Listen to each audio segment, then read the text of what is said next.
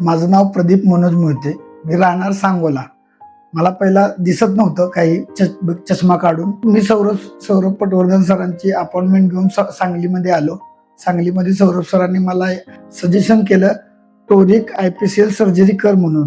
त्या सर्जरी नंतर मला स्पष्टपणे दिसू लागलं म्हणजे स्पष्ट दिसतं सगळं. मी काही बघू शकतो, मोबाईल यूज करू शकतो, मला लांब पर्यंत काही दिसू शकतं, ड्रायव्हिंग करू शकतो मी.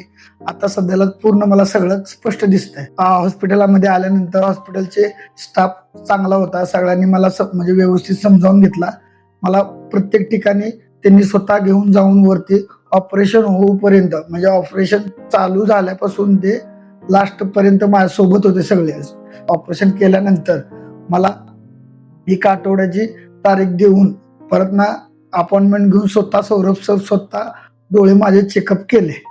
सौरभ सरांनी ऑपरेशन करून सौरभ सर माझ्यासाठी हे देव माणूस असल्यासारखेच आहेत. कारण की सौरभ सरांना ऑपरेशन केल्यामुळे मला आज नवीन दृष्टी आलेली आहे. नवीन मी सगळं जग बिगर चष्म्याचं पाहू शकतो. माझं ऑपरेशन खूप चांगल्या पद्धतीने झाले. त्यामुळे नंदादीपचं खूप खूप खूप आभारी आहे.